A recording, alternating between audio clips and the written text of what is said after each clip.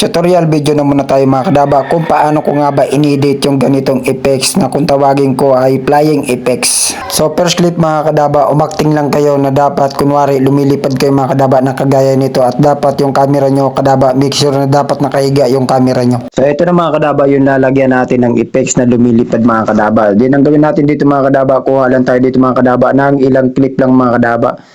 At least mga 10 seconds lang mga kadaba, 10 seconds. So, dito na tayo mga kadaba mag-cut.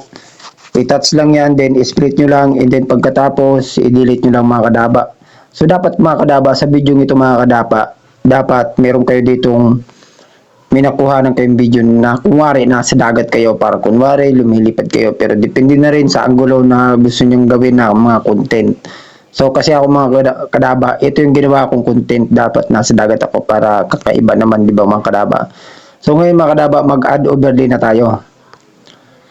Add, and then may ginawa na ako dito mga kadaba na naka-remove BG mga kadaba.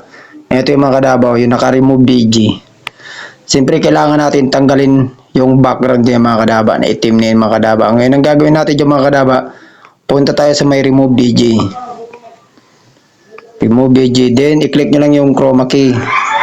And then pagkatapos i-drag nyo lang pag ganyan mga kadaba nang sa ganun mawala yung kulay itim. Tapos i-check nyo lang mga kadaba. And then pagkatapos yung mga kadaba, i-adjust natin dito sa unahan. And then pagkatapos mga kadaba, ang gagawin natin dito mga kadaba, i-touch nyo lang yung video niya na naka-remove BG. And then ang gagawin natin dyan mga kadaba, ilabas muna natin tong isang video na to sa dyan, itabi muna natin. Ngayon, pag nasa gilid na siya, ang gagawin natin dyan, papalabasin na natin yung mga kadaba. So, ganito ang mangyayari dyan mga kadaba. Lagyan natin siya mga kadaba ng keyframe. So, ito mga kadaba, yung keyframe na ito mga kadaba, yung plus diamond. Tapos, i-drag nyo mga kadaba yung video nyo sa paunahan. And then, pagkatapos, itong video na to na nasa gilid, batakin nyo, papasok mga kadaba. Yan. Papasok. Tapos, i-drag nyo naman paunahan, tapos batakin nyo naman, tapos isa pa, yan.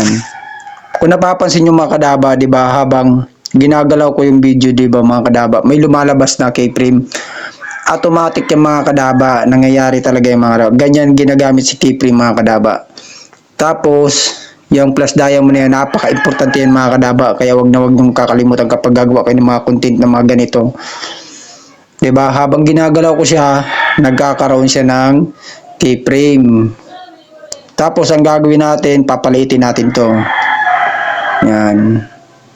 Para medyo makatotohanan.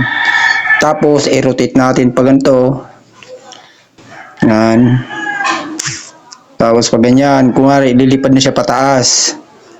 So, ganyan mga datos. Papalitin naman natin para medyo halata na lumalayo na siya paunti-unti.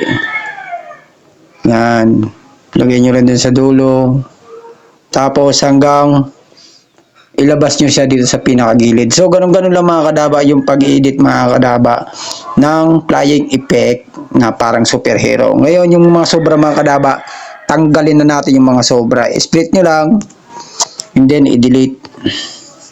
And then pagkatapos mga kadaba, okay na to mga kadaba. Tignan natin yung kakalabasan mga kadaba. So bali ganito yung mga kadaba, yung kakalabasan niya. Tignan natin. O di ba napakalupit mga kadaba, naging superhero na di ba? So ganun lang mga kadaba yung ginawa kong pag-edit mga kadaba. So ganun lang mga kadaba. So kung may natutunan ka kadaba sa video ito, paki-follow lang and paki-share na sa ganun yung mga baguhan matuto din sa pag-edit ng mga content na ganito. So, export na tayo kadaba. Hanggang dito na lang ang video nito. Thank you very much.